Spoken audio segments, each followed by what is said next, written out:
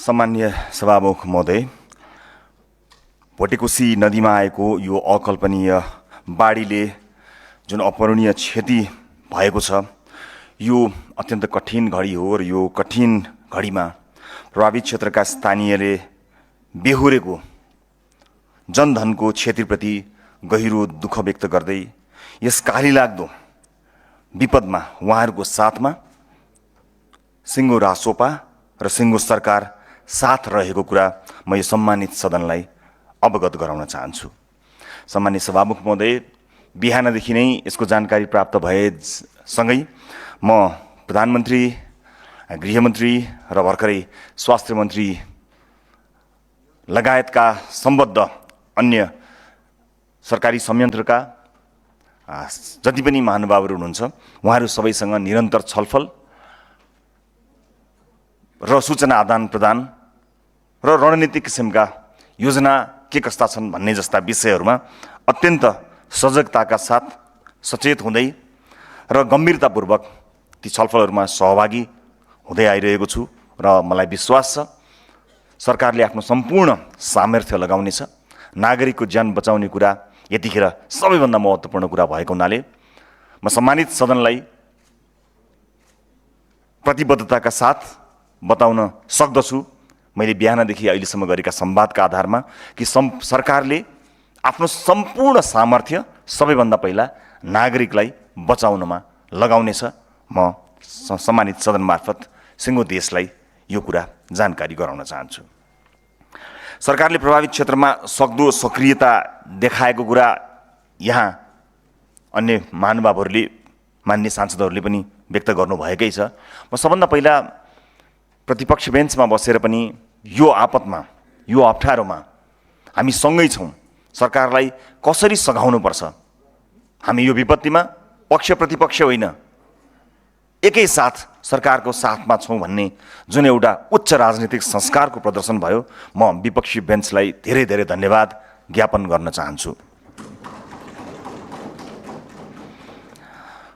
सम्मान्य सभामुख महोदय, यो विपदको सामना गर्नु र यो अहिलेको कठिन परिस्थितिलाई चाहिँ सम्हालिएर लिएर जानुको हामीसँग विकल्प छैन। म बाढी प्रभावित रसुवा र धादिङका नदी तटीय क्षेत्रका स्थानीयलाई अझ सुरक्षित रहन, थप क्षति नहुनेतर्फ सचेत रहन, धैर्य धारण गर्न र सरकारी संयन्त्रको सम्पर्कमा रहन पनि अपिल गर्दछु। साथै चितवन, नवलपरासी लगायतका जिल्लाका नदी तटीय क्षेत्रमा सावधानी अपनाउन समेत आग्रह पनि गर्न चाहन्छु र म सरकारलाई पर्याप्त सुरक्षा जनशक्ति र सम्भव भएका सबै स्रोत साधन प्रभावित क्षेत्रमा परिचालित गर्न पनि आग्रह गर्न चाहन्छु। सम्मान्य सभामुख महोदय,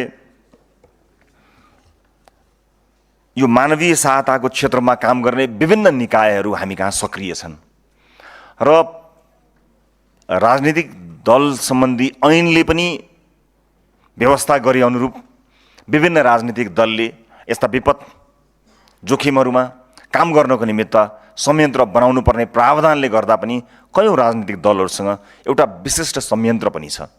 यतिखेर जसरी आज सबै राजनीतिक दलहरूले एकै ठाउँमा उभिनुपर्ने प्रतिबद्धता आएको छ, म यही संसदको सम्मानित सदनको रोस्ट्रमबाट सबै राजनीतिक दललाई आह्वान र अपिल पनि गर्न चाहन्छु कि हाम्रा राजनीतिक दलमा भएका राहत उद्धारमा सिद्ध हस्त, जानकार, तालिम प्राप्त ती सम्पूर्ण साथीहरूलाई एकबद्ध भएर सरकारसँग समन्वय गरी, सरकारी निकायसँग, स्थानीय प्रशासनसँग समन्वय गरी एक ढिक्का भई राहत उद्धारको कार्यमा संलग्न रहन र त्यसको एकीकृत खाका बनाएर सँगै कुनै दलको झन्डा लिएर होइन, देशको झन्डा लिएर एकैपटक उत्रिनको निमित्त आह्वान पनि गर्न चाहन्छु। सम्मान्य सभामुख महोदय, 2072 सालको भूकम्पको बेलामा हामीले उच्च राजनीतिक चरित्र प्रदर्शन गरिसकेका छौँ। हरेक पटक जब देशमा यस्ता विपत्तिहरू आउँछन् त्यतिखेर नेपालले सबैको राजनीतिभन्दा निकै माथि उठेर नागरिकको सेवालाई आफ्नो परम धर्म मान्दै अगाडि आएको छ। यसपटक त्यही हाम्रो प्रतिबद्धताको आवश्यकता भएको महसुस यो सदनले गरिसकेको परिप्रेक्ष्यमा म फेरि पनि एकपटक सम्पूर्ण राजनीतिक दलहरूलाई यही अपिल गर्न चाहन्छु र राष्ट्रिय स्वतन्त्र पार्टी, संसदको सबैभन्दा ठुलो राजनीतिक दल भएको हुनाले यसमा सबैभन्दा धेरै जिम्मेवारी राष्ट्रिय स्वतन्त्र पार्टीले वहन गर्नुपर्ने कुरा भएको कुरा निर्विवादितै छ। त्यसैले सदनको सबैभन्दा ठुलो दल भएका हुनाले सबैभन्दा बढी जिम्मेवार बनेर यस्ता समन्वयमा हामी लाग्नेछौँ र आवश्यक पर्दा सर्वदलीय बैठकहरूका मार्फतबाट यस्ता समन्वयकारी कार्यहरू गरी यस विपदबाट मुलुकमा थप क्षति हुन नदिनको लागि अगाडि बढ्ने र त्यसको अग्रसरता लिनको निमित्त पनि हामी तयार रहेको कुरा सम्मानित सभामुख महोदय मार्फत सम्मानित सदनलाई म जानकारी गराउन चाहन्छु। सम्मानित सभामुख महोदय, घटनाको बारेमा धेरै कुरा आइसकेको छ। आज बिहान यो तिब्बततर्फको माथिल्लो जलाधार क्षेत्रमा हिम पहिरो तथा गिगरानका कारण नदीको बहावमा चाहिँ केही समय त्यो अवरुद्ध भई अचानक खुलेपछि रसुवाको भोटेकोसी नदीमा ठुलो बाढी प्रवेश गरेको प्रारम्भिक जानकारी हामीले प्राप्त गरेका छँदैछौँ, जसले चाहिँ यसको उच्च जोखिमपछि रसुवा, नुवाकोट, धादिङ, गोर्खा, चितवन र नवलपरासीसम्मका नदीका किनारका बस्तीहरू उच्च सतर्कतामा राखिएको कुरा धेरै मान्यज्यूहरूले यहाँ व्यक्त गरिसक्नु भएको हुनाले म त्यसलाई दोहोऱ्याउनतिर गइनँ। तर यो राष्ट्रिय विपद जोखिम न्यूनीकरण तथा व्यवस्थापन प्राधिकरणले चाहिँ राहत तथा उद्धार कार्यका लागि जिल्ला विपद व्यवस्थापन समिति मार्फत केही रकमहरू पनि छुट्याएर काम अगाडि बढाएको कुरा पनि जानकारी आएको छ। त्यो बाहेक सबै संयन्त्रहरूलाई चलायमान गराउनको निमित्त सरकारका तत्त मन्त्रालय अन्तर्गतका विशेष गरेर मन्त्रीज्यूहरू आफै पनि सक्रियताका साथ लाग्नु भएको जानकारी प्राप्त भएकै छ।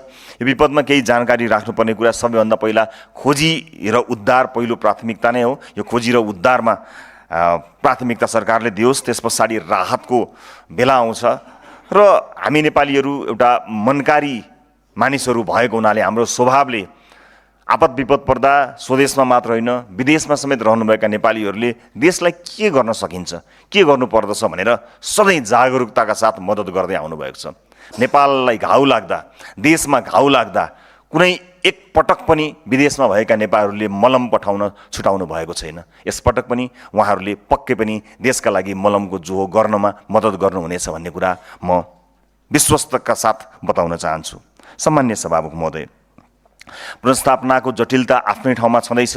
विगतका विपदहरूमा हामीले गरेका अभियानहरू अधुरा छँदैछन्, तिनलाई पूर्णता दिनु त्यो हाम्रो आफ्नो चुनौती छँदैछ।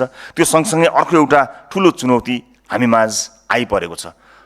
तर हामी विश्वासका साथ भन्न सक्दछौँ कि जुनसुकै चुनौतीलाई पनि सामना गर्न सक्ने राष्ट्रिय सामर्थ्य हामीसँग छ र त्यो सामर्थ्य पुरा गरेर हामी आपतमा परेका, विपदमा परेका नागरिकलाई पुनर्स्थापनाका लागि पनि प्रतिबद्ध भएर राज्यका सबै संयन्त्रहरूको परिचालन गरेर अगाडि बढ्नेछौँ र हामीले सफलता हासिल गर्न सक्नेछौँ भन्ने कुरामा म पूर्ण आशावादी रहेको कुरा सम्मानित सदनलाई स्पष्ट पार्न चाहन्छु। यस बेलामा अपुष्ट समाचारहरू सम्प्रेषण गर्ने र विभिन्न आर्टिफिसियल इन्टेलिजेन्सका फोटो भिडियोहरू हालेर थप आक्रान्त बनाउने काम जिम्मेवार नागरिकहरूबाट हुने छैन भन्ने कुरा पनि म यही सदनबाट अपिल पनि गर्न चाहन्छु। सँगसँगै केही बेर अगाडि स्वास्थ्य मन्त्रीजीसँगको मेरो छलफल अनुसार अस्पतालहरू तैनात भएर बसेका छन्, त्यहाँ स्वास्थ्य कर्मीहरू स्ट्यान्ड बाई अवस्थामा रहनुभएको छ। जुनसुकै परिस्थितिलाई सामना गर्नको निमित्त 24 घण्टा तयार भएर विभिन्न अस्पतालहरू, बेडहरू, स्वास्थ्य कर्मीहरू रहनुभएको छ। साथै नेपाली सेना र निजी क्षेत्रका हेलिकप्टरहरू स्ट्यान्ड बाई अवस्थामा रहेको कुरा यहाँ जानकारी पनि आइसकेको छ। सरकारका तर्फबाट पनि अझ यसलाई औपचारिकता प्रदान गर्न यसै सदनमा केही बेरपछि सरकारका सम्भवतः गृहमन्त्रीज्यू र उहाँ आफै अझ बढी संवेदनशील भएको हुनाले समय व्यवस्थापन यतिखेर गृहमन्त्रीको चुनौतीपूर्ण हुन्छ भन्ने कुरा हामीले महसुस गर्न सकिने कुरा नै हो। नसके सरकारको तर्फबाट के भइरहेको छ, के काम भयो, के हुँदैछ, सरकारले कस्तो किसिमको कार्य गरिरहेको छ भन्ने कुरा सम्मानित सदन मार्फत सिङ्गो देशलाई जानकारी गराउनु सरकारको कर्तव्य हो। मलाई विश्वास छ केही बेरपछि सरकारले आफ्नो त्यो गहन कर्तव्य निर्वाह गर्नेछ र सम्मानित सदन मार्फत सिङ्गो देशलाई जानकारी गराउनेछ कि यो विपदमा सरकार के गरिरहेको छ, सरकारका योजना कस्ता छन्, यतिखेर तत्काल के गर्यो, दीर्घकालीन रूपमा के कस्ता योजनाहरू सरकारले बनाएको छ। मलाई विश्वास छ ती सबै जानकारी सम्मानित सदनलाई सरकारले केही बेरमा दिनेछ र आश्वस्त पार्नेछ सिङ्गो देशलाई। म यसमा विश्वस्त हुन पनि चाहन्छु।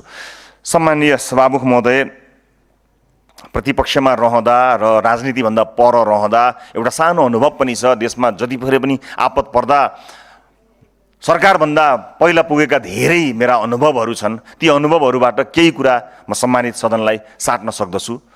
मैले अघि भने जस्तै हामी मनकारी भएका कारणले र सहयोगी भावनाका कारणले हामी राहत र उद्धारका लागि अत्यन्त धेरै हतारिन्छौँ।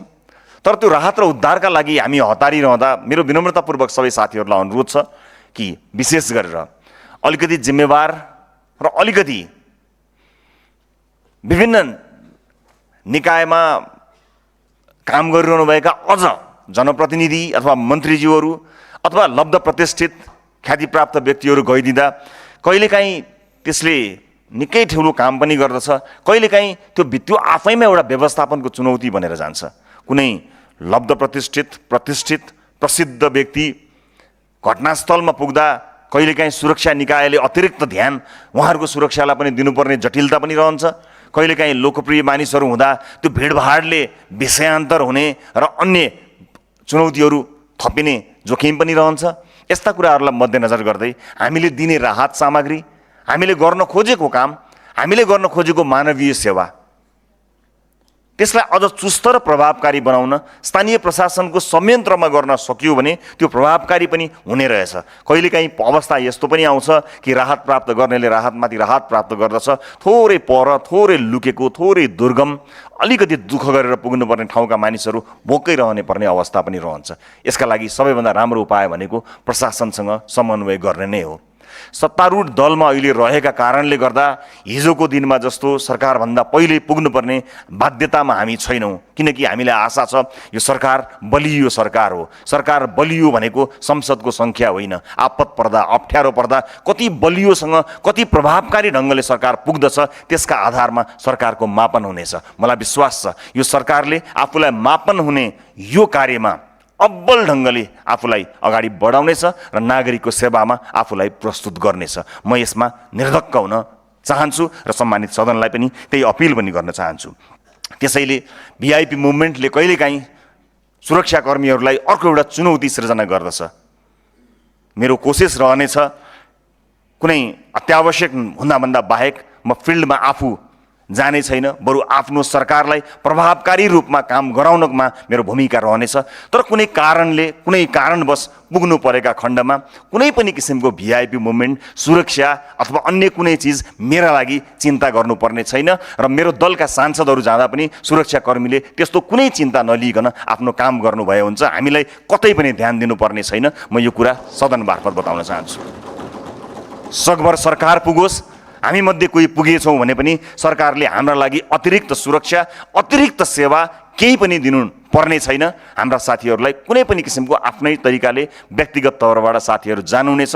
प्रशासनलाई कुनै पनि किसिमको उहाँको दखलअन्दाज नगर्ने तवरले हामी जानेछौँ, जानु परेको खण्डमा, नत्र जाने छैनौँ। यो पनि म सम्मानित सदन मार्फत जानकारी गराउन चाहन्छु।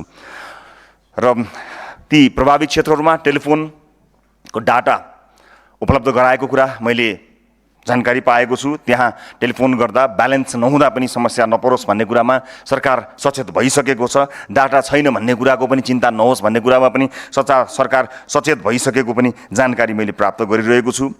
यसमा ध्यान दिनुपर्ने, विपदमा ध्यान दिनुपर्ने कुरा एउटा थोरै मेरो सामान्य अनुभवका आधारमा यहाँ बताउन चाहन्छु कि यो आवाज सम्बन्धित निकायसम्म अवश्य पनि पुग्नेछ कि जब विपद पर्छ त्यतिखेर सबैभन्दा अप्ठ्यारो सीमान्तकृत वर्गलाई पर्दछ। अझ माइनोरिटीलाई यसले निकै ठुलो समस्या पार्दछ।